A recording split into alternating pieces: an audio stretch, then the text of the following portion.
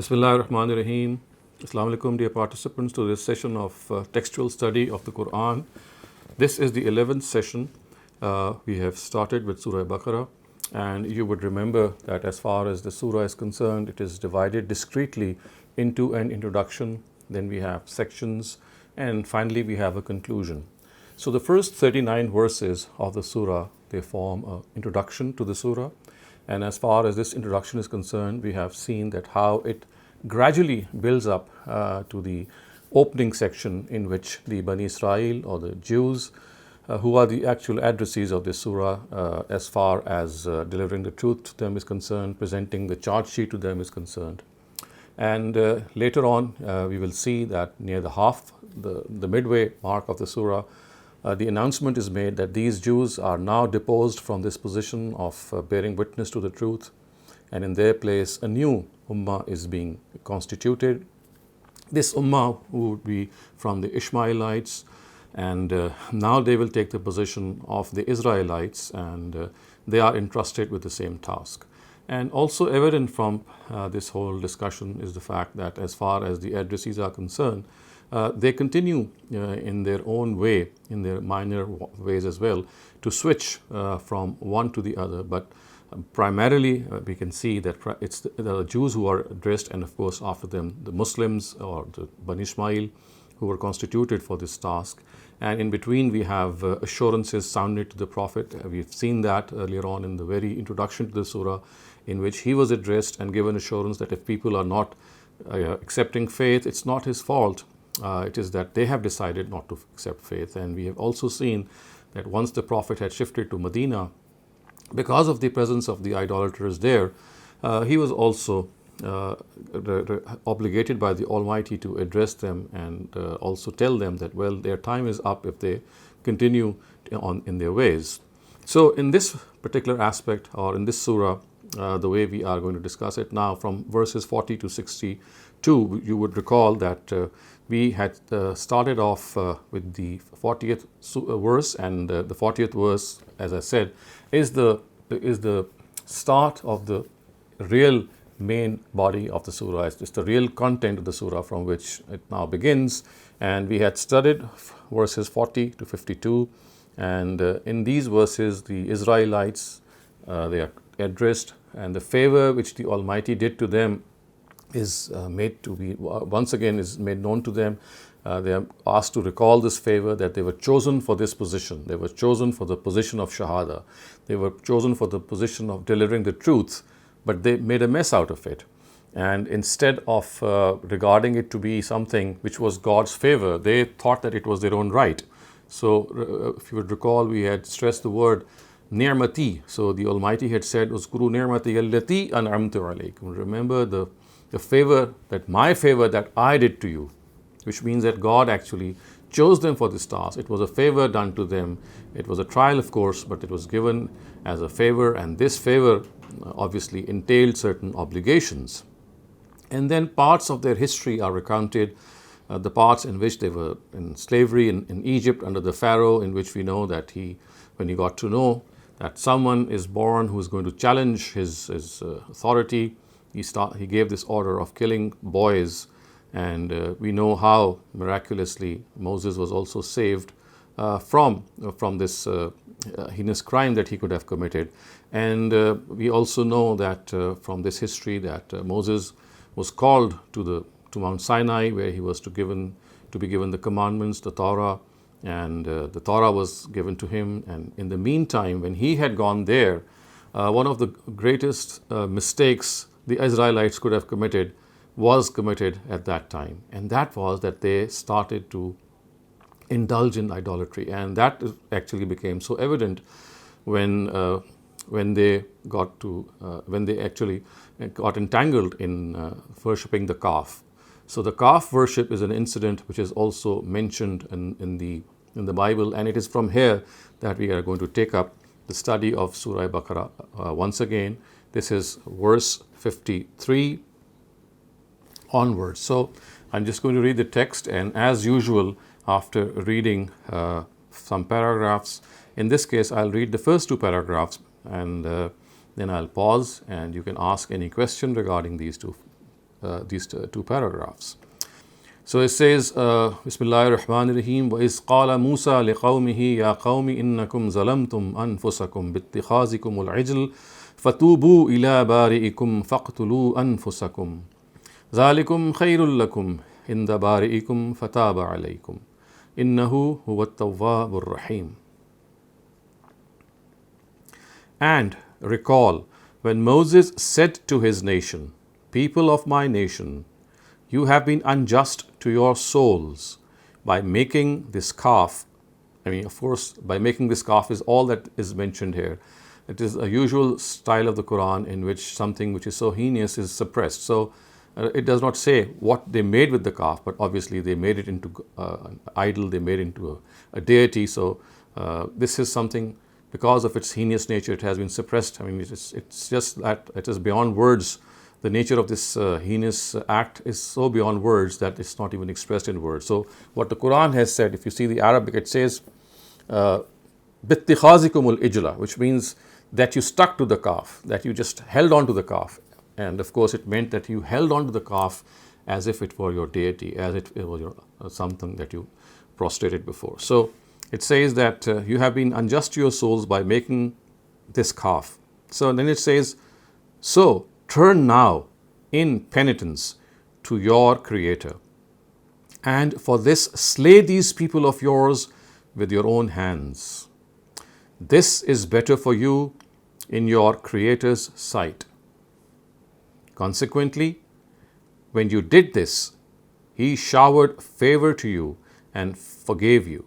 Indeed, He alone is forgiving, ever merciful.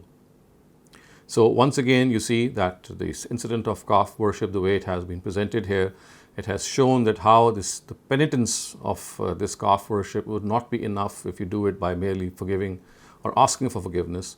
And because it was a sort of an apostasy which was committed before a prophet of God, before a messenger of God, so its punishment was death. So remember, it was not just a simple act of committing polytheism. These were monotheist people. These were people who had already professed faith, and in the presence of a messenger, whenever people renounce their faith in any way, then for them death is the only punishment which they have to face. There's no other remission in this regard. So this is what exactly has happened.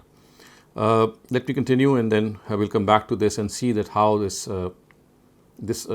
Bible, how does the Bible mention this whole issue of calf worship. And then another part of their history is narrated, and that is, وَإِذْ قُلْتُمْ يَا مُوسَى لَن نُؤْمِنَ لَكَ حَتَّى نَرَى اللَّهَ جَهْرَةً فَأَخَذَتْكُمُ الصَّاعِقَةُ وَأَنْتُمْ تَنْظُرُونَ ثُمَّ بَعَثْنَاكُمْ مِنْ بَعْدِ مَوْتِكُمْ لَعَلَّكُمْ تَشْكُرُونَ وَظَلَّلْنَا عَلَيْكُمُ الْغَمَامَ وَأَنْزَلْنَا عَلَيْكُمُ الْمَنَّ وَالسَّلْوَى كُلُوا مِنْ طَيِّبَاتِ مَا رَزَقْنَاكُمْ وَمَا ظَلَمُونَا وَلَكِنْ كَانُوا أَنفُسَهُمْ يَظْلِمُونَ. And recall when you said, O Moses, we shall never believe in anything. You say, until we see God with our own eyes. At this, a thunderbolt struck you while you could only stare. Then we revived you from this death of yours so that you might become grateful. And we made the clouds draw their shadow over you and sent down upon you man and salwa. Eat these pure things that we have provided you. Alas, those on whom we bestowed this favor disregarded it, and in this way they did not harm us in any way, but kept being unjust to their own selves. So viewers, you can see that in this paragraph, the second paragraph that we have studied, the demand which came before Moses was that unless they see God right in front of them, they will not believe in what Moses is telling them. And of course, this demand was so foolish in its nature that it didn't require any answer from Moses, and the answer was given by God when they were struck with lightning and they fell unconscious. And this unconsciousness, of course, led them to a position of stupor. And later, of course, as the Almighty says, "Summa ba'asnakum min ba'di mawtikum." After this, the Almighty once again revived them. And not only revived them, when they went to the desert of Sinai, they spent years and years there. And it was in a desert like Sinai, we know that it's so difficult to survive. But the Almighty had man and salwa prepared for them. It was present for them.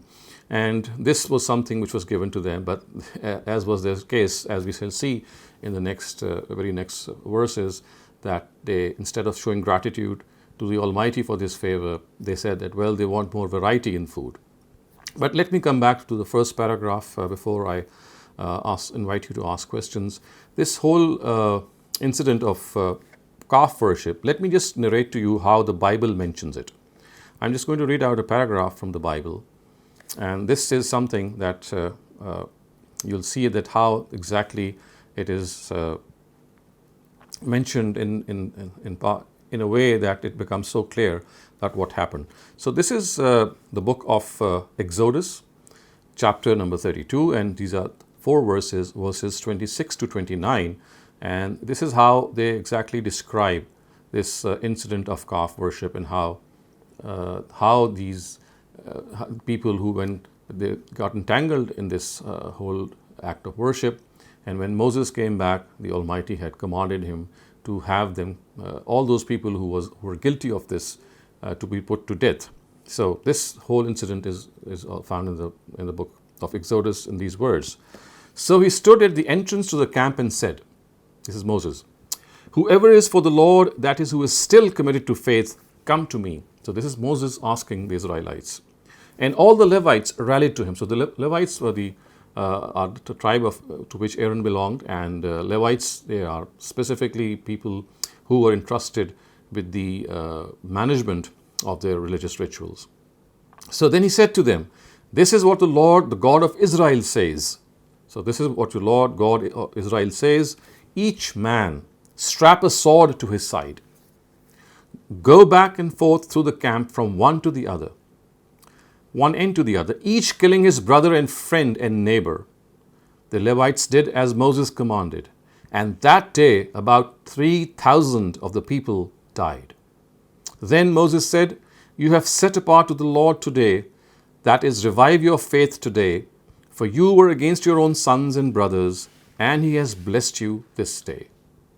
So you see this incident, the way it has been mentioned, that Moses himself stood at the camp and he said, "Well, come with me."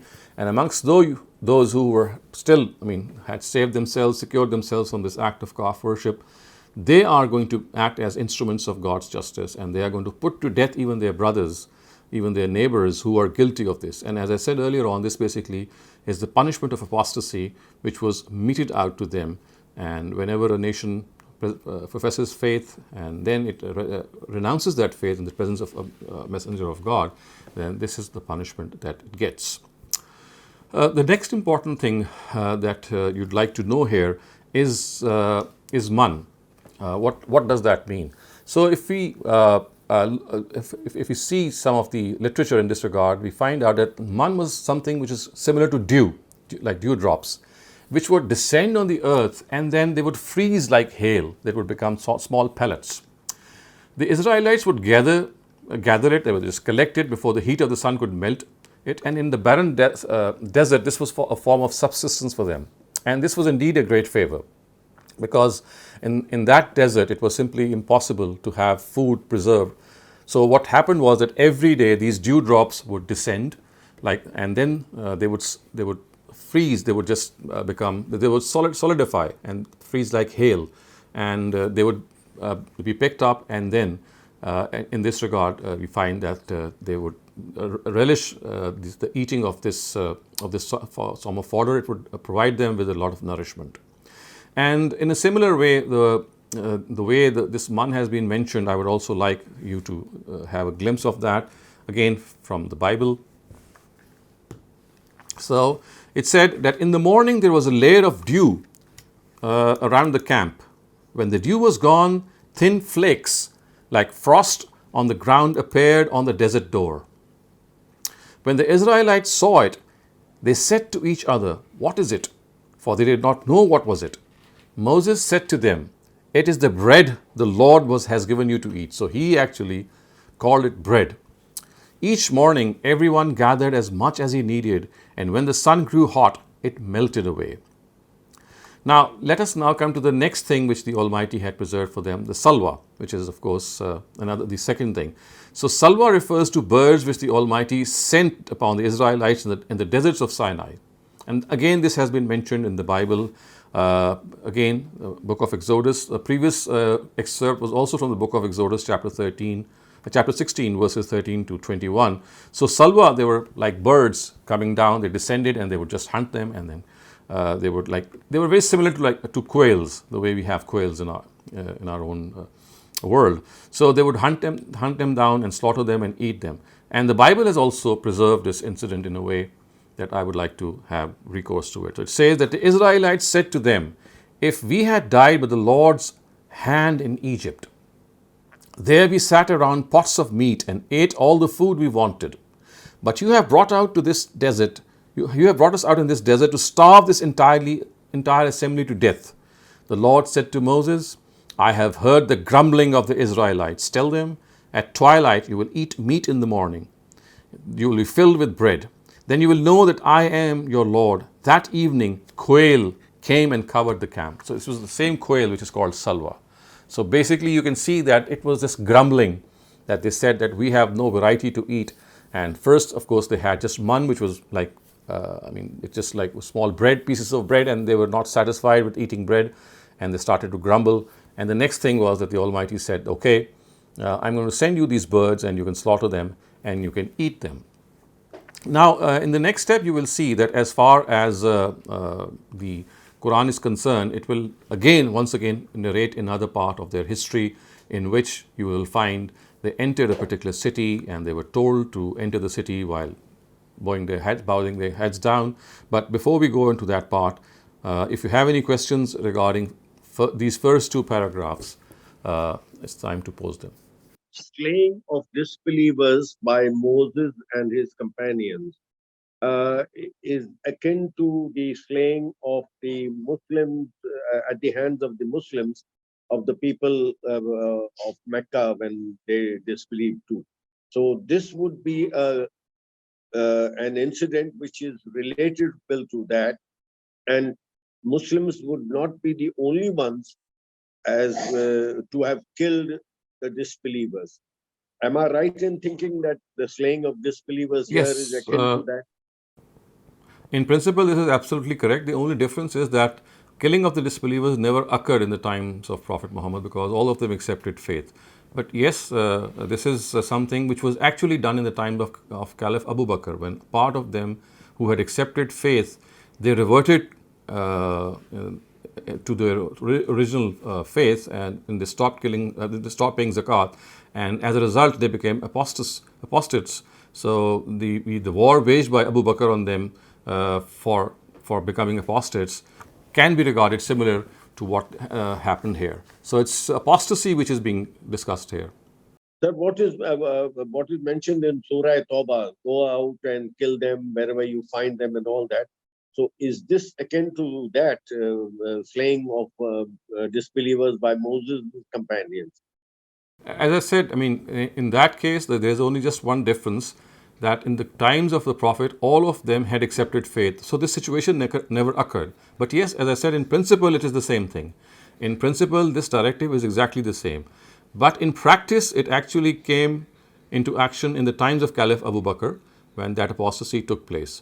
But yes, if Prophet's nation had denied and persisted in their denial, they would have been subjected to exactly the same law. And this also incidentally shows that how all the books of God, they present the same message. So apostasy was punishable by death in the times of Prophet Muhammad, and it was punishable by death in the times of Moses as well. So all messengers of God, since they are governed, since their preaching is governed by the same law, so it's clearly a parallel as well. Assalamu alaikum, Dr. Shehzad. This is Imran. Just next in line. So, quick question. You mentioned that manna was something like dew on the earth, and it was solidified. Why does the Bible say in the verse 31 of the Exodus chapter 16, verse 31. It says, the people of Israel called the bread manna. It was like it was white like coriander seed and tasted like wafers made with honey. So the same thing changed into bread? No. Basically, these dewdrops, when they solidified, they took this form of coriander seeds and this bread that the Bible is talking about. So basically, it's that transformation. Once they got heated up in the heat of the sun, they started to solidify and they turned into in this shape. Okay, but you also mentioned that, which Bible says here as well, that they would melt with the heat of the sun, right? So that was after that. So first, what would happen is that first they would solidify, and there were dewdrops. Because of that heat, those dewdrops would solidify. And once the heat became intense, then that was the next process which happened to them, that they started to dissolve. So it was like coming back to the original shape. They were dew first, then they solidified, and as a result, they could be eaten. And if left for long, they would melt and just become like a liquid. I see. And thank you. And very good question.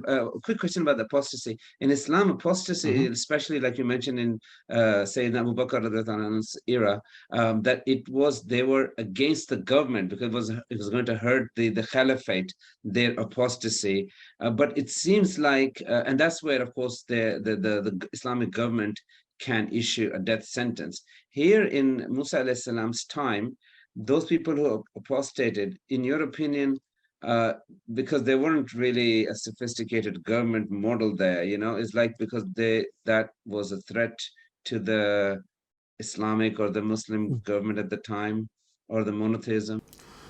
No, there are two different things. These are two different things. You see, apostasy means that you profess faith and you accept faith and then you renounce your faith. So this renouncement of faith is always punishable by death in the existence of a messenger of God, not by anyone else except by him. So because of the fact that they had accepted faith, and then they reverted to their original position because they did not like Abu Bakr asking them to pay zakat, and because they said that, well, we'll fight as a result and we'll not pay zakat. So this was a war which Abu Bakr waged, and precisely for this reason we call these wars in Islamic history as the wars of Ridda. Ridda is again from irtidad, and irtidad is apostasy. So these were the wars which were waged because the Arabs had once again reverted back to their original belief, and they had renounced paying zakat. So that is like saying, apostasy could be because of a number of reasons. So one of the reasons that apostasy takes place is the one that you find here, that they took to polytheism. They said that we'll not. And the other reason is that if you if you renounce faith by forsaking zakat or salah and you come back to your original faith, that too is a form of apostasy. So apostasy is renouncing your faith, but this renouncement can take two different forms. Here it took the form of adopting polytheism or subscribing to polytheism. There it took the form of rising up by saying that we're not going to pay zakat. So both are apostasy, but as I said, people become apostates by renouncing religion, and this renouncement can be of different nature. One, for example, could be sticking to polytheism, other could be not paying zakat. Thank you very much. Jazakumullah khair. But the important thing, Imran, that we have to know is that this always takes place in the presence of God's messengers. Apostasy is a punishment which has been inducted in the Islamic Penal Code by not understanding this, that basically it is something which only God's messengers are authorized to do, because people who have subscribed to polytheism, for them death is the ultimate thing. God is going to punish them in the hereafter with death. If they continue if they do this in this world as well, they'll have the same punishment. But only God is going to give that punishment. And in the times of God's messengers, basically it is God who is giving this punishment. These messengers are just acting as his instruments. I see. Thank you. So after the prophets are gone, we cannot execute this punishment. Oh, absolutely not. After the departure of God's prophets, apostasy is something there are three things which only God, the prerogative rests with God. punishment for apostasy, punishment for polytheism, and punishment for disbelief. So kufr, shirk, irtidat, these are the three things which only God can punish. He will do so in the hereafter, and He did in the times of His messenger. So it's not that these messengers did so, it's basically God doing them, and these messengers acted as His instruments. And Abu Bakr had an Islamic government which was following the Prophet's command. That's why he executed. Of course, because these were the same people. They were the same people who had accepted faith, and once they renounced faith, they could not have survived, except, if they had willingly paid zakat. Assalamu alaikum, sir. Wa alaikum assalam. Sir, ये आया 56 में या सुमा बासना min ba'di mawtikum la'allakum tashkurun. Is referring to the same instance as it is in 243 where Allah says, when it says faqala lahumullahu mutu thumma ahyakum? No, that is a different thing. So that's another part of the history of the Israelites, and that actually refers to their moral death. That is mentioned later on in the time of Saul, in the times of Talut, in the famous incident which is mentioned later on in Surah Baqarah. That's an entirely different, that's a different story. For them, this is referring to the stupor. As far as I can see, it says that فَأَخَذَتْهُمُ الصَّاعِقَةُ وَأَنْتُمْ تَنْظُرُونَ. That basically it was that stupor that made them unconscious. Here that is referring to the unconsciousness, but there it's referring to moral death. Yeah, I think so. Let me just check. Let me just see the context first. Yeah, no, 243, as I said, is a different thing. I'm just checking if the verse that you're mentioning is right after. It says that, summa basnakum min ba'di mawtikum la'allakum tashkurun. So that it seems that this was after the stupor that they suffered when that lightning struck them. So it was as if they had fallen unconscious. So وَإِذْ قُلْنَا ادْخُلُوا هَذِهِ الْقَرْيَةَ فَكُلُوا مِنْهَا حَيْثُ شِئْتُمْ رَغَدًا وَادْخُلُوا الْبَابَ سُجَّدًا وَقُولُوا حِطَّةٌ نَغْفِرْ لَكُمْ خَطَايَاكُمْ وَسَنَزِيدُ الْمُحْسِنِينَ فَبَدَّلَ الَّذِينَ ظَلَمُوا قَوْلًا غَيْرَ الَّذِي قِيلَ لَهُمْ فَأَنزَلْنَا عَلَى الَّذِينَ ظَلَمُوا رِجْزًا مِنَ السَّمَاءِ بِمَا كَانُوا يَفْسُقُونَ. So, and recall when we said, enter this city, then from wherever you want, eat in it to your hearts. It's like eat it to the relish of your hearts. Content, to your heart's content, and take heed. Then enter its gate, bowing down your heads in humility, and pray, O Lord, forgive our sins. We shall forgive your sins, and give those among you who adopt a befitting attitude. We shall soon bestow more favor on them. But the unjust replaced that which they were told with other words. Thus we sent down on these unjust people a punishment from the heavens because of the acts of disobedience they were persisting in. So you see, one of the things that we have to understand here, that the way the Quran is presenting this whole chart sheet is by bringing forth various chunks of their history before their eyes. And you can see that as far as this particular part of the surah is concerned, in which their history is being recounted, the first thing that we would might note here is the word Qarya. So the word Qarya, of course, is a symbol, or is a particular word that represents a city, and the alif lam, which is appended to it, tells us it was a particular city. But the important thing to note here is that it is said to them that you have to enter sujjada. And of course, this is a very good example to also understand that the word sajda in the Arabic language is not always used for prostration. It is also used for bending your head and bowing down. So of course, when it is said that you enter the city while in this state, it would not mean that you are entering the city and you are in a state of prostration, because of course that would be impossible. You just cannot enter a city in the state of prostration. So when it is said that udkhulul baba sujjada, so this shows that the word sajda is also meant for a half sort of a bend that you do, or something that you perform before a respectable person, or in the court of a king. You bend your head down before that person in respect.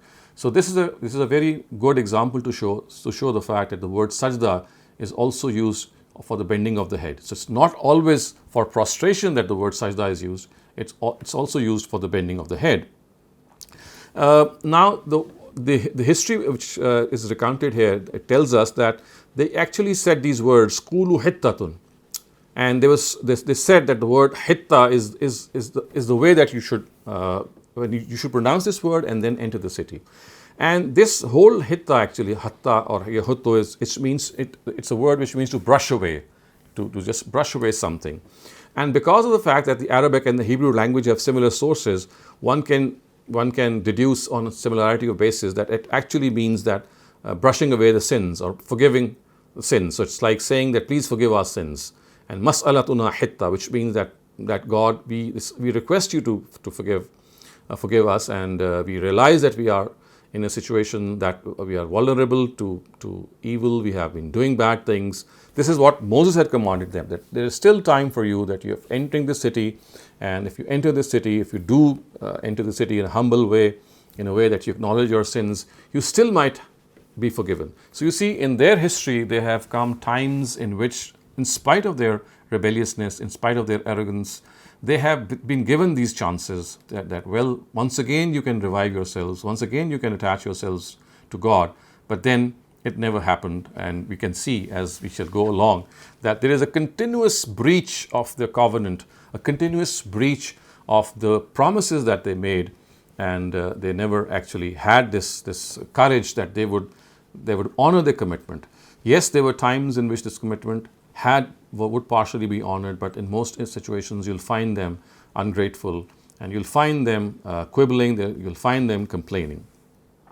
The thing which I would also like to say here is something that you will see from the exegesis of the Bible, and that is that when it is said that ridzam in as-sama, as you can see the word which are ridzam in as-sama, of course that means that a punishment descended from the heavens.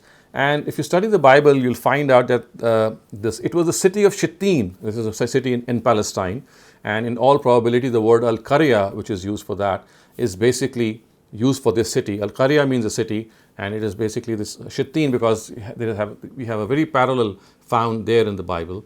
And they were guilty of sexual impropriety with the Moabite women. They were involved in polytheistic practices, and they became also indirectly incriminated with worshipping their supreme god, who's called Baal Faghur in the Bible. But I mean, all these things, they happened, and in spite of them, they were at times forgiven, they were at times given this leverage and this latitude, and at other times they were taken to task. So it's like a history that offered them a lot of opportunities, offered them a lot of chances that if they want, they can still recover. And remember, I mean, we must not lose sight of this, that this surah is being narrated to Muslims. I mean, it's being narrated to us, and people who were there, that look how these Israelites behaved with their prophets. Look how they misbehaved. And it's not just with one prophet, it's a whole history of 2,000 years in which prophets came. They were given this position, they were the chosen people to deliver the truth, but what a mess they made. So this history is basically a history that is being narrated to the Ishmaelites, the newly instituted Ummah, so that they don't waver from their path. And as such, the punishment of God, which is now, I mean, they are under this punishment, the Jews and the Israelites, the way we find them now, is basically also mentioned in the Quran elsewhere, and we will study that also in due time. So now let's move on to the next paragraph, or if you have any questions regarding this paragraph, please, you'll have time before I go on to the next one. Dr. Shehzad, just quickly, you mentioned the Bibles, the quote from Bible. Could you kindly share with us like where it is in Bible, so I can just look it up? So just type the Shittim. It's like Shittim. It's referenced multiple times in the Bible. The city of Shittim, Shittim. It's the city of Shittim. You just type it in Bible Gateway, one of the very profound sites regarding Bible history and Bible scriptures, it's going to come up. And the whole incidence is also in one of the books in Bible, like with. Yes, it is mentioned there in the Bible. The book. It's you just type Shittim and you'll find the whole incident being there. Shittim as Mary, right? No, yeah. Okay. Thank you. Yeah, Dr.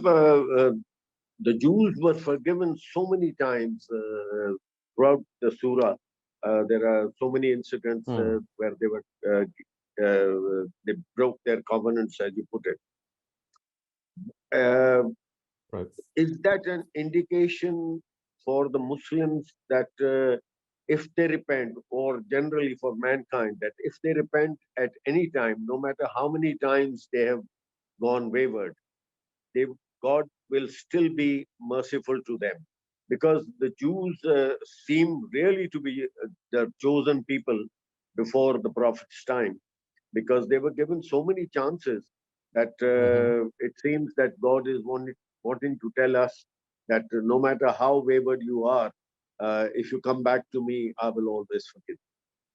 Yes, exactly. This is something which can be drawn as a lesson from their history. But we also have to remember that for the Jews, there was one big distinction which we do not have, and that is that over this course of 2000 years, they had several prophets coming to them, one after the other. There was a time in which one prophet would go and he would announce the arrival of the next prophet who would be right there in front of him.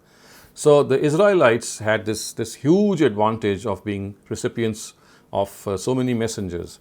This, of course, is not afforded to the Ishmaelites, but the message is the same, that if you come back to God in your collective capacity, then He is always there for you. Yes, at times when you don't realize this, you face punishment, and at the moment it does seem that in our collective capacity we are facing this punishment in a different way. But if we do realize, or if in fact if the Banu Ismail realizes its responsibility, and once again it takes its responsibility, it takes its position in that responsibility, then there is another law which is mentioned in the Quran, which is the law which regards the progeny of Abraham, which means that if these progeny of Abraham, they stick to justice and truth in their collective capacity, then the Almighty will make them leaders of the rest of the nations. So this is something which is, promised to the progeny of Abraham. And this is a topic we'll discuss, inshallah. It's coming up in Surah Baqarah also later on.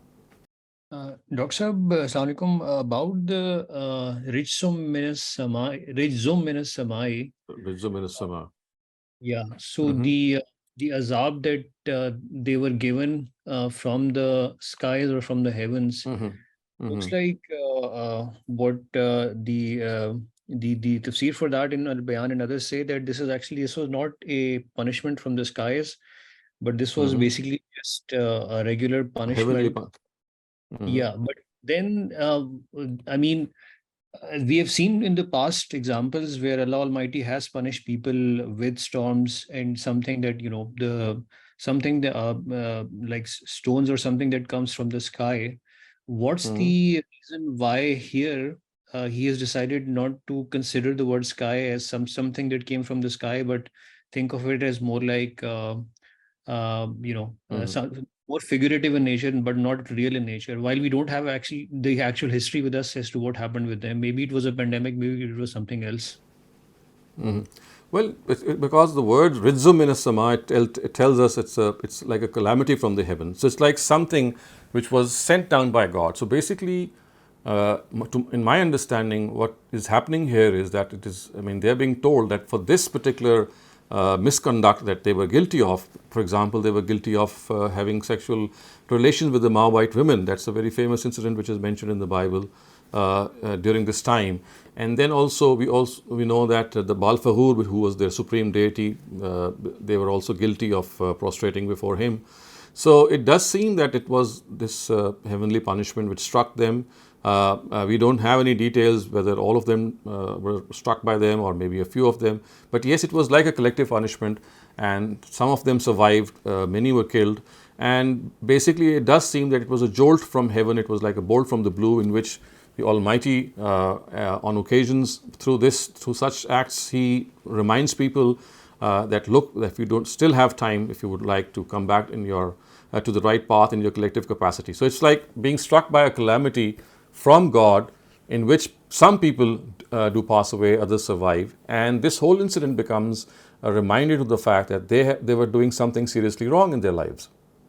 وإذ استسقى موسى لقومه فقل نضرب بعصاك الحجر فانفجرت من حسنة عشرة عينا قد علم كل أناس مشربهم كلوا واشربوا من رزق الله ولا تعثوا في الأرض مفسدين. And recall when Moses prayed for water for his people.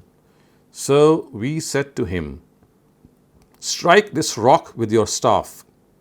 He struck the rock.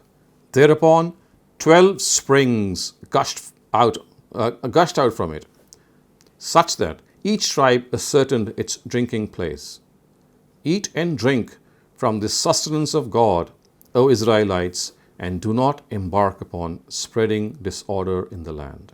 So here once again you'll see another incident being recounted from their own lives, in which, I mean, of course, we all know how difficult it is to live in the desert, and how we know that all these 12 tribes could have been given just one fountain to quench their thirst from. But knowing tribal psyche, the Almighty just did not, content himself with giving them just one fountain of water. So we had 12 fountains gushing, so that each of the 12 tribes would not quarrel with each other. Because if you recall ancient history, you'll find that one of the biggest sources of battles in those times was this dispute that would arise between waters. So because water was primary to the sustenance of a tribe, so anyone who would have control of waters would be considered as the leaders, and they would be greatly respected, because on this water depended sustenance. So water was the source of a lot of wars in ancient history, if you study history. And keeping this psyche in mind, again, as a favor, the Almighty did not, as I said, He could have just given them one big fountain. But when Moses was called to strike his staff, and as a result, these waters gushed forth in the form of 12 fountains, so that each of these tribes of the Israelites could relishly to eat and drink from these fountains. It was indeed a favor of the Almighty.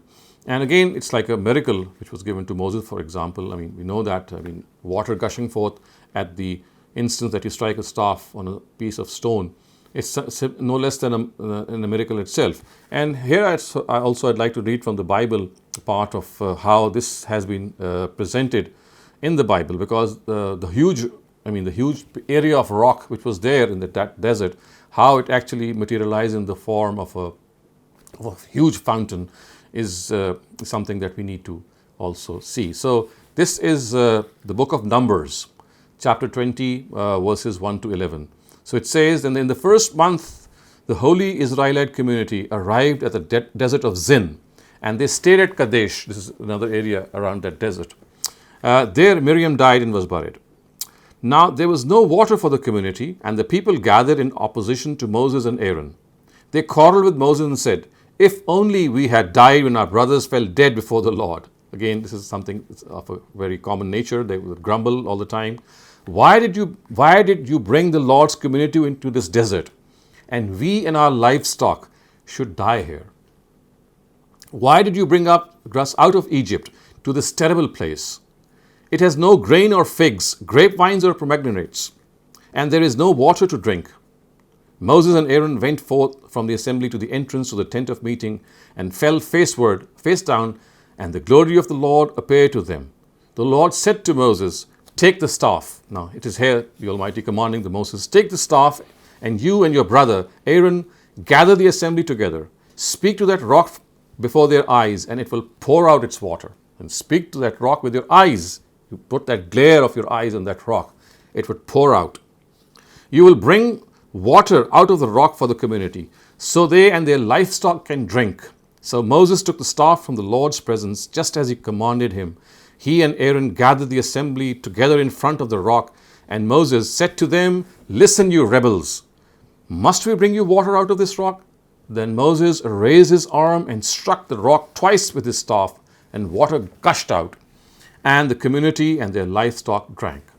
So you see, this is how the Bible portrays this incident, and the way it portrays this incident, it shows how they grumbled and complained once again. And it was as a result of this grumbling and complaining that the Almighty listened to them, and they said, okay, this is something that you really need. Then here you get it, and not, you just don't get it, the way you would want it, but you'll have it in such abundance. So you see how important it is. The reason I keep reading the Bible before you and connecting it to these verses of the Quran, that how important it is to have recourse to the parts of the Bible and see how the Quran continuously refers to them. And if you have this cross-referencing or this intra-scriptural referencing before you, you'll realize that how these books are deeply related, and how incidents which the Quran quotes at times in a very concise way, in a very brief way, they are mentioned in much more detail. And the reason that the Quran doesn't mention them, again, this is something very important that you would note, and that is, this history was something which was known to them. This is nothing which was not known to them. So the Quran did not waste time in bringing up that history. There are people who were literate there, people who knew the biblical tradition, and for them it was as if it was their own story. So remember, the reason that the Quran does not give these details is because it's something which was always with them. It was like established history which they already knew. وَإِذْ قُلْتُمْ يَا مُوسَى لَن نَّصْبِرَ عَلَىٰ طَعَامٍ وَاحِدٍ فَادْعُ لَنَا رَبَّكَ يُخْرِجْ لَنَا مِمَّا تُنبِتُ الْأَرْضُ مِن بَقْلِهَا وَكِثَّائِهَا وَفُومِهَا وَعَدَسِهَا وَبَصَلِهَا قال أتستبدلون الذي هو أدنى بالذي هو خير اهبطوا مصر فإن لكم ما سألتم وضربت عليهم الذلة والمسكنة فباءوا بغضب من الله ذلك بأنهم كانوا يكفرون بآيات الله ويقتلون النبيين بغير الحق ذلك بما عصوا وكانوا يعتدون. And recall when you said, Moses, we shall never be content with one type of food. So pray to your Lord to bring forth for us from these vegetables, cucumbers, garlic, lentils, and onions which the earth produces. He answered, you want to exchange that which is better for what is inferior? Then go live in Egypt, and go live in some Egypt. This is because there you shall have whatever you have asked for. This is what they kept on doing, and humiliation and misery was stamped upon them, and they earned the wrath of God. This happened because they disbelieved God's revelations and slayed His prophets unjustly. This was because they showed disobedience and crossed all limits set by God. So, إِنَّ الَّذِينَ آمَنُوا وَالَّذِينَ هَادُوا وَالنَّصَارَى وَالصَّابِئِينَ مَنْ آمَنَ بِاللَّهِ وَالْيَوْمِ الْآخِرِ وَعَمِلَ صَالِحًا فَلَهُمْ أَجْرُهُمْ عِنْدَ رَبِّهِمْ وَلَا خَوْفٌ عَلَيْهِمْ وَلَا هُمْ يَحْزَنُونَ. It is evident from this that the law of reward and punishment is absolutely unbiased. Therefore, now this is something very important that you need to concentrate. Therefore, those who have professed faith in the unlettered prophet, and those before them, and those before them who became Jews, and those who are called Nasara and Sabians, whoever among them have believed in God and in the last day, and have done righteous deeds, for them their reward lies with their Lord in His gracious presence. They shall have nothing to fear, nor shall they ever grieve. So the last two paragraphs, the first thing that you would note here is once again the grumbling nature of the Israelites, in which they said that, well, the variety that they had as far as they were when they were in Egypt is something that they are really missing. And once again, the Almighty shows us His graciousness to him, His magnanimity, and says, okay, look then, if this is the case with you, then don't think that this is something that you could not have here. But yes, if you would like something, you might go and have it in Egypt. But as far as this particular area is concerned, the Almighty brought forth for them vegetables and cucumbers and garlic and lentils and onions, which the earth produces. So all sorts of food which was comfortable for them, which actually they said they would like, would be brought forth to them. So as you can see from this, that as far as the Quran is concerned, it leaves no stone unturned. It says that this is something that you would like, and recall when we shall never be content unless we have these things. So the Almighty says that pray to your Lord. I mean, this is what they had said to him, that Moses, we shall never be content with one type of fruit, so pray to your Lord to bring forth for us these vegetables. So they actually demanded these vegetables be given to them. And the Almighty said, well, you are in a situation of trial. So remember, the Israelites, when they were in the desert of Sinai, they were actually given this punishment. I mean, this to roam around for 40 years in that desert. It was not a place that they were going for a picnic. So yes, they wanted these things. And the Almighty in return said, well, yes, you enjoyed these things in Egypt, and if you want these things, then go back to that life of Egypt, go back to that life of slavery, because this is a drudgery that you are now undergoing, and as a result of that, it is something that you'll have to tolerate. So it says that when this happened, that if this is that you would like to exchange for, and if you have been given this man and salwa, you have been given this treat from God, and for that you still want those vegetables like lentils and garlic and onion that you had in Egypt, then what you are doing is that you are exchanging something which is so inferior with something which is so superior, which is given to you from God. So as a result, Zuribat alayhim zillatu wal maskana, that this ignominy was something which was stamped on them. And then we find that one of the other things that is mentioned here is that يَقْتُلُونَ النَّبِيِّينَ بِغَيْرِ الْحَقِّ. They were guilty of killing prophets بِغَيْرِ الْحَقِّ, without any justification. Now, if you study history, you will see that the prophet Zechariah, he was stoned to death in the city of Judah, right in front of the Holy of the Holies, and the altar in Solomon's temple at the directive of their king Joash. So we know the king Joash ordered for that, and at their very bidding, their king, who was Herodias, the prophet Yahya, his head was severed and presented to his beloved in a tray. So Zechariah he was killed by King Joash, and then we had Herodias, who actually asked the head of Yahya, and Yahya is the same person who foretold the arrival of Jesus. And then finally, you can also see that they even claim to crucify Jesus. So you see, the chart sheet is so, we find it so, it does present all these incidents in a way that we come to realize that why does the wrath of God, it really ignites for the Israelites. So they were guilty of killing Zechariah, they were guilty of killing Yahya, and they were guilty of at least trying to kill Jesus. So you see, this is the history which we all need to understand. It's not a simple manner in which these Israelites were deposed from their position. And as you can see, that all these things that are mentioned by the Quran are in a way telling us that as far as the Almighty is concerned, He is not going to relent in any way. His law is the same for all. And as far as the Almighty is concerned, He is going to behave in the same way.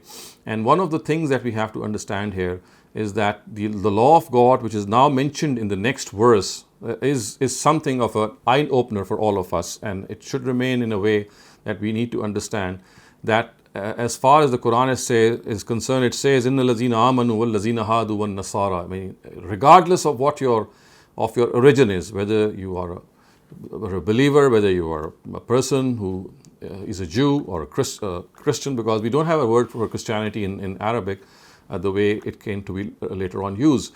But the Quran used the word Nasara, and you'll find Nazarenes being used in the Bible. Jesus of Nazareth, of course, you know that. So Nazareth was the town where he stayed, and precisely for this reason he's called, they're called Nasara. So it's basically an Arabicized version of Nazareth.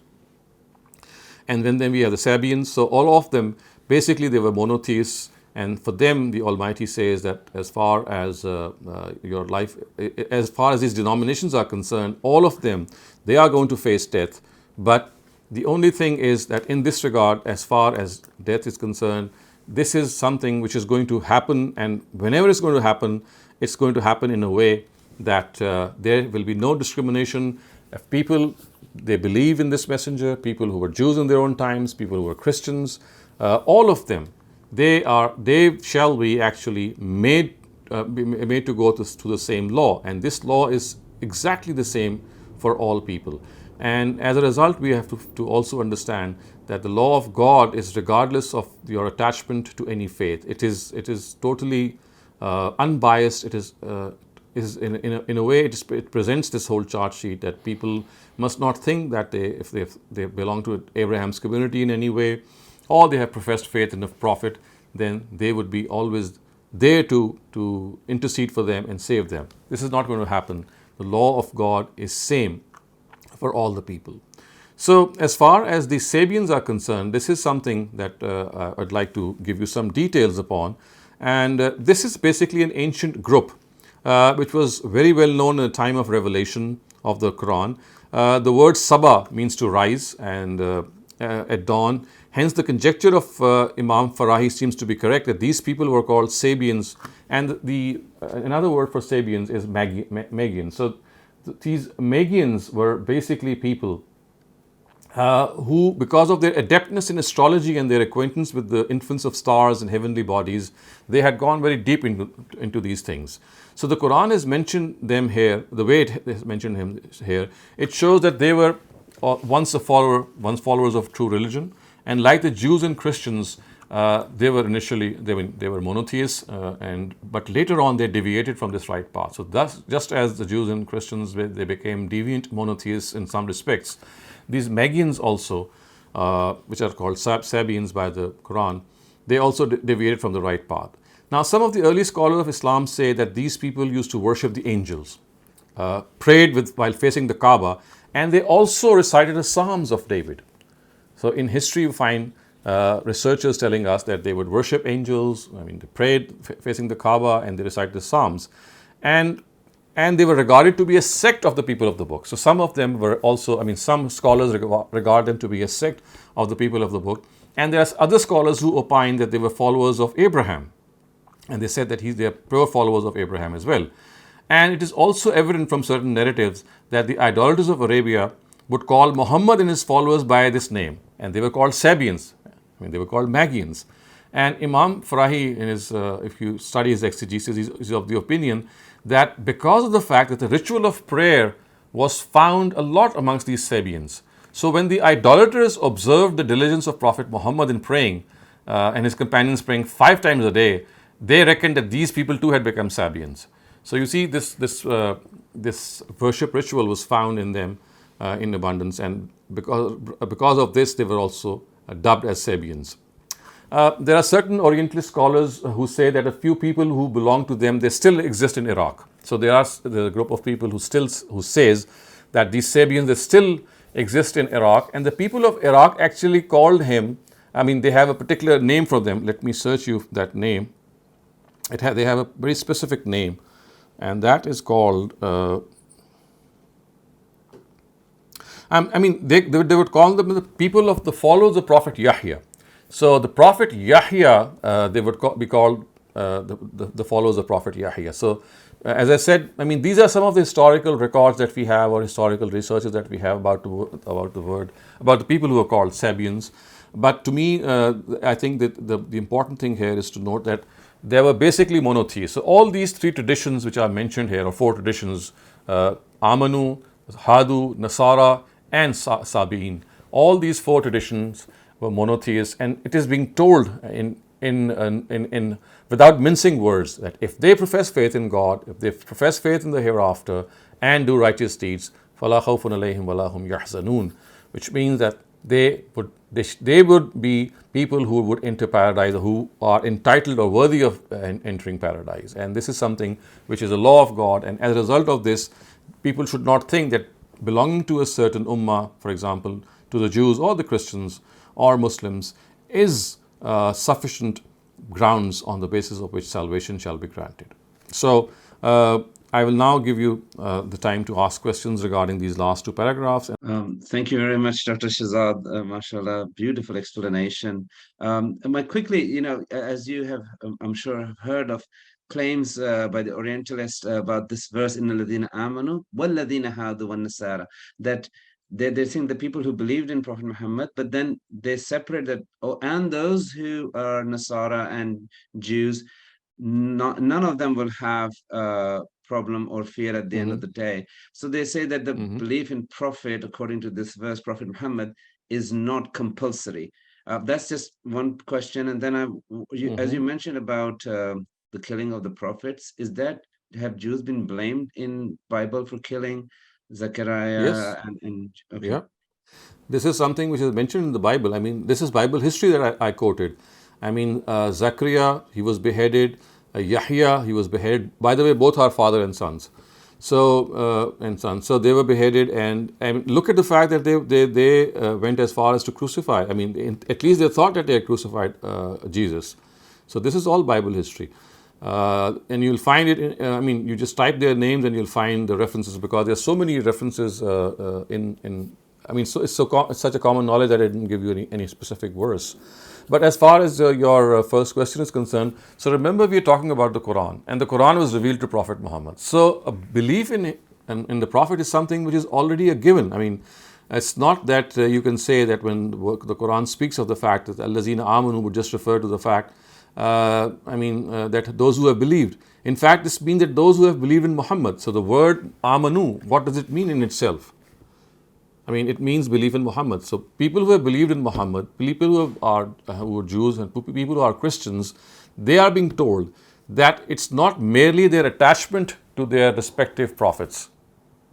It's not their attachment to their respective prophets that's going to earn them salvation. So because of the fact that, I mean, the Quran is telling them this, and the Quran has been brought by no other than the Prophet himself. So this is something which is an understood premise which is found in this verse.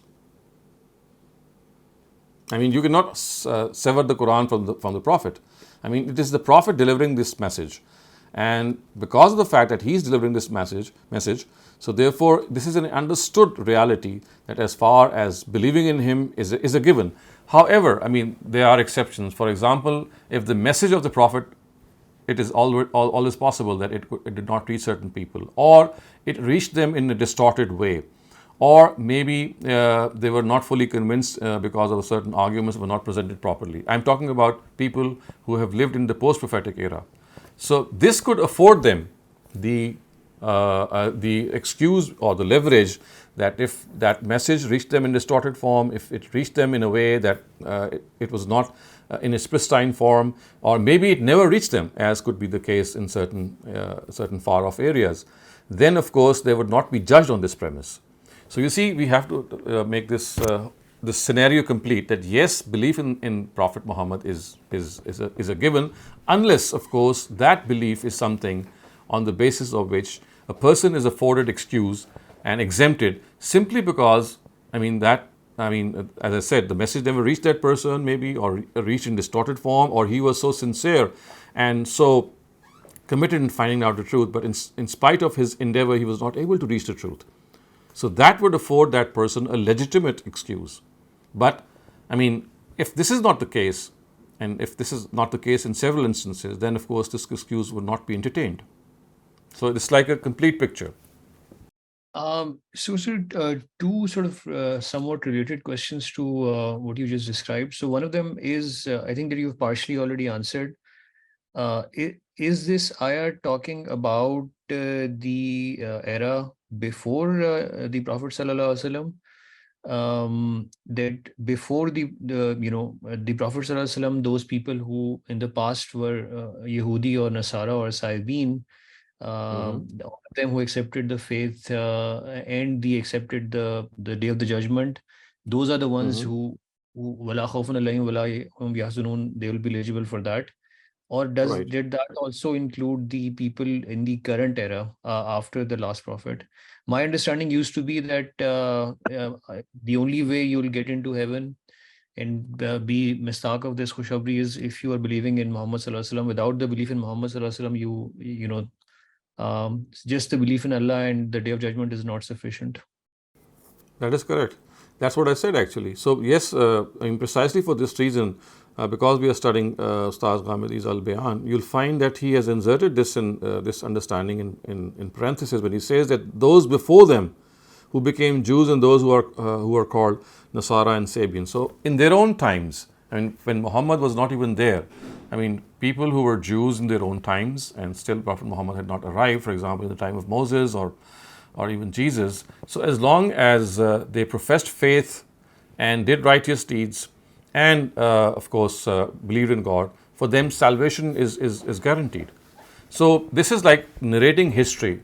In the background we have Jews, in the background we have Christians, and to them it is said that, well, in their own times, if they were righteous, they would qualify for paradise. But now that this final prophet has come, so the Jews and Christians who existed in his times, for them it is said that, well, now you have a new challenge at hand. If you accept him, if you accept him the way he should be accepted, then fine. But if you deny him deliberately, then these glad tidings are not going to hold. So basically, you can see that these glad tidings are meant for people who lived in their own eras, and Prophet Muhammad had not yet arrived. But upon his arrival, like for example, if I go and explain this to you, that today what will happen to the Jews and Christians. So today for them, if they are, in some way misled from Muhammad in any way, or the information regarding his prophethood reaches them in a distorted way, they will be given that leverage which I just talked about, that, well, okay, if in spite of all their efforts they were not able to make headway in the fact that he was a true prophet, then yes, they would perhaps be treated leniently. But if they accept him and still deny him, so this is something which is not going to augur well for them. So basically what this verse is telling us, in fact, is that regardless of your attachment to a prophet, your salvation does not hinge to that attachment. It hinges on certain premises, which is to believe in the hereafter in God. So believe in the prophet is something which is already there. When you're a believer of Muhammad, you're already professed faith in Muhammad. A Jew is already professing faith in Moses, and similarly the Nasara. So they are already professing faith in their respective messengers. So basically, what you the ayah is talking about the people in the past, but we can probably we have just made and interpolated this in the current times as well. That if even if there is a case where the message of the Prophet Sallallahu Alaihi Wasallam, Muhammad, doesn't reach that person, they may be able to argue their case in front of Allah. Of course. However, Yes. if the message does not reach them, then would Allah be asking? My understanding is it is still the responsibility of Bani Ishmael to make sure that this message tries to reach them. Would they be held answerable that why did they never attempt to make that message? Oh yes, absolutely. So you see, if the message does not reach them, then the reason would be analyzed. Was it because they just closed their ears and eyes, or was it because the responsibility of people who were given this obligation to bring religion to them, they fell short? So you see, all these scenarios would be analyzed, and as we know that God is the supreme, He's going to mete out justice in His perfect way. So there's no way in the world that if a person deserves any lenience, he would not be granted that lenience. And yes, people who are responsible, as you said, like the Ishmaelites, if they fall short of their responsibility, then they will be taken to task. Yes, sir. On the same ayah, sir, it is said that the Quran is revealed in Arabic Mubin, it's very clear language. But mention in this surah is only about belief in God, belief in the last day of judgment, and good deeds. There is no mention of belief in the books, belief in the prophets. How do we say that it is a given that you have to believe in Prophet Muhammad in order to gain salvation under this particular ayah? You see, it's not just one ayah in the Quran. There are several other verses which speak of the fact that belief in him. So look at the very first verse that we started off. It says, Ya Bani Israel, azkuru ni'mati allati an'amtu alaykum. And before that it says, Aminu bima anzaltu. Yet believe in what we have now revealed to you, which is the Quran. So you see, we have to look at the whole Quran. This particular verse is not going to answer the question that you have just put forth. This particular verse is answering a particular notion of the fact that your attachment to a particular prophet is not going to earn you salvation unless you do this and this. So this is the background of this verse. As far as professing faith in the Prophet Muhammad is concerned, this is the very first thing which is brought up in Surah Baqarah. It says, Aminu bima anzaltu, and believe faith on what I have revealed on this prophet. So this is mentioned copiously in Surah Nisa, in Surah Maida, and as we'll go along studying the Quran, you'll find direct references in which Jews and Christians are told to believe in the prophet that has come to you, because he is not a new prophet, he is someone who has come to them as a result of the prophecies which were found in their own books. So that is, present in, on all this first chapter of the Quran, and you'll see a number of verses asking them to profess faith in the final prophet. So what we need to understand is that this verse has a very specific context. And if you try to extract what you're just referring to from this verse, that would be overstretching. As far as belief in Prophet Muhammad is concerned, it does not need to be mentioned here. It's mentioned so many times elsewhere. And as I said earlier on, basically it is the Quran which he has presented. So a message of a verse which he has presented, how can the person who is presenting this verse be disregarded? But for example, if a person still insists, I would refer him to so many other verses in the Quran which explicitly say that belief in Prophet Muhammad is essential. Well, doctor, you just said that the verse that is for those people as for the Jews or the Christians who are in the time of the prophet. So there was an itmami hujjah, and it is for them that if they know the prophet, so now they have to believe on it. But my question regarding this verse is that at the time of the prophet, God made it very clear, and in the time of all the prophets as Moses and Jesus. But after that Itmami Hujjah phase, what is the solid plan for God? And why is the reason that he has to make this exception that his message is not going to reach everyone in the same effective way? For example, even if we go to the Jews, so it's not their fault that they don't believe in Jesus, the new generation, because they're told in the same way that he was a politician who wanted to take power. And as in Talmud, there are 30 Jesus who are from Nazareth, and they had their mother name was Mary. So they're just going on in the same way, and whatever knowledge they get, it is on the interpretation of the scholars. And same is here in our case. So when God made a very strong pact of Itmami Hujjah at that time, so why not later on to secure that way the legacy of the prophet? Okay, you see, there is a big difference in this scenario. So, as far as conclusive communication of the truth is concerned, which means Itmamul Hujjah, it was reserved for the era which we call the prophetic era, for the messengers of God, because that particular law invoked this particular outcome, and that was that people, if they don't accept, then they are going to be punished right there. So this is something which the Almighty wanted to prevail only in the prophetic era. In the post-prophetic era, once the Itmamul Hujjah has been done, in spite of that, now people know what the message of religion is. People are not punished for not accepting religion in this world, because now no messenger is going to come. So you see, we have been discussing this in several other sessions, that the Almighty has divided the religious history of mankind into two eras. One is the prophetic era and the other is the post-prophetic era. The dynamics of both these eras are different. In the prophetic era, the presence of a messenger, it makes sure that the truth is delivered in its ultimate form. People are not left with any excuse, and this is precisely what is called Itmamul Hujjah. And when they are not left with any excuse, then they are punished in this world. But in the post-prophetic era, the dynamics are different. It's not that people are, deliver the truth in its ultimate form. People are given the choice to find the truth, and if they reach the truth, they'll be judged according to the truth that they have attained. But their judgment shall take place in the hereafter.